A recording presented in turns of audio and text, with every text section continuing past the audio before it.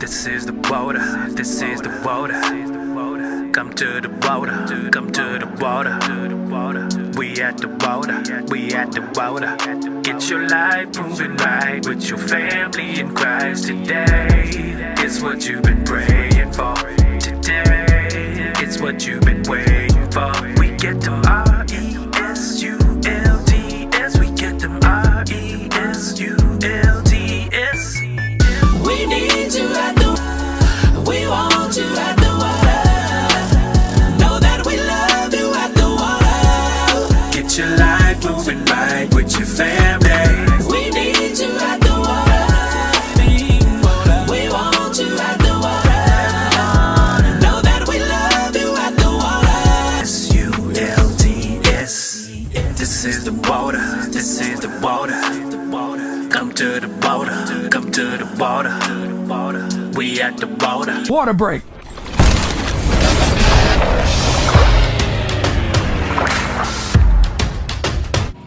Hello everyone, and I'd like to welcome you to another water break brought to you by Living Waters Church. My name is Minister Nick, and once again I'm thankful to be back before you sharing what God has placed in my heart. Before we get started, I just want to give first off praise and honor to God, who is the head of all life, without whom none of this would be possible. And second, I want to give a special thank you to my wonderful pastors, Pastor Jay, for this opportunity to be before you.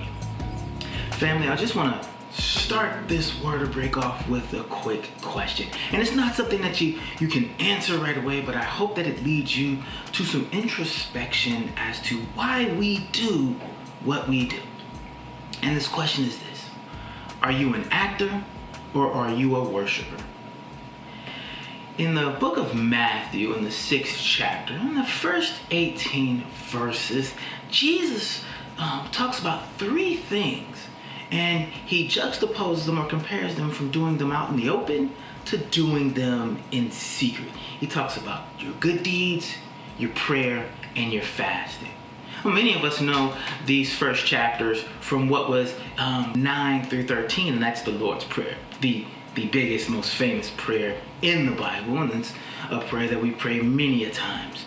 But Jesus, around this idea of challenging us as to why do we do our good deeds, do we pray? And in each three instances, he talks about how the hypocrites, he uses the word hypocrites, when they do their good deeds, they sound trumpets before can know.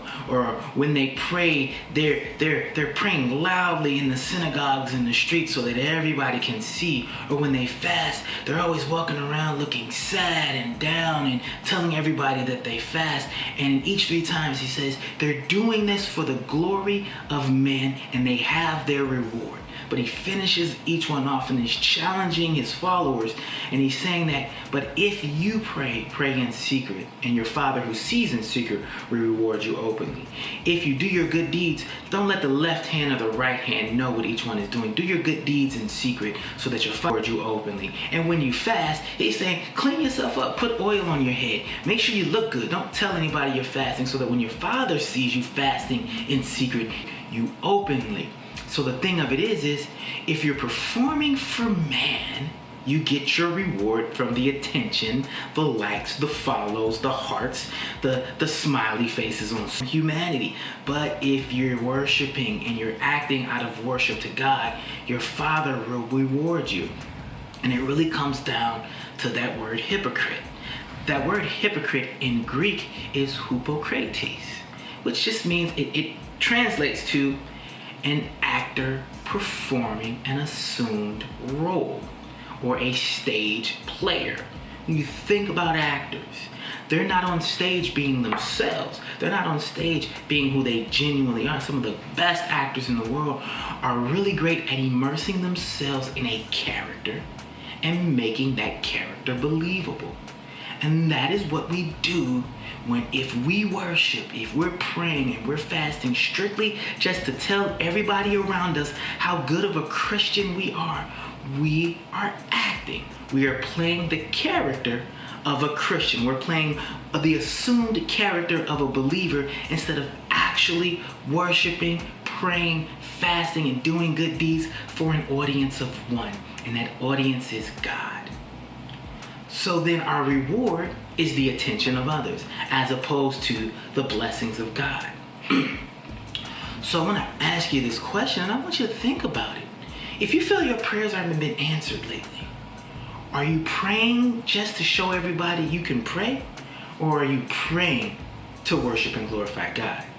If you're not getting the clarity that you feel you should be getting when you're fasting, are you fasting just to tell everybody how hard it's been to give up meat or sweets, or to only drink water for a day? Or are you fasting as a means to worship and connect with God? If you feel that the seeds you've been sowing with the good deeds you've been doing has not been reaping the fruit that you knowingly should be receiving, that you feel in your heart you should be receiving, then are we posting too much of it on social media?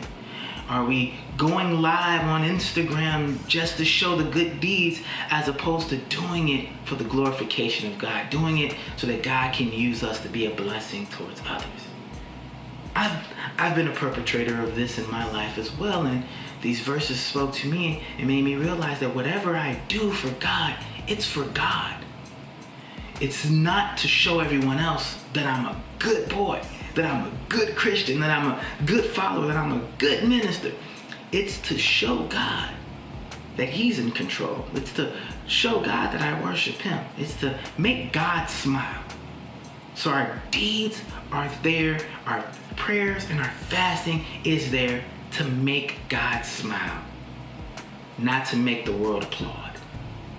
So ask yourself, am I playing a role for the sake of entertaining the audience of humanity? Or am I truly worshiping to let God know how much I really, really love Him? Thank you so much for listening. God bless you, and I pray you have a wonderful rest of your week.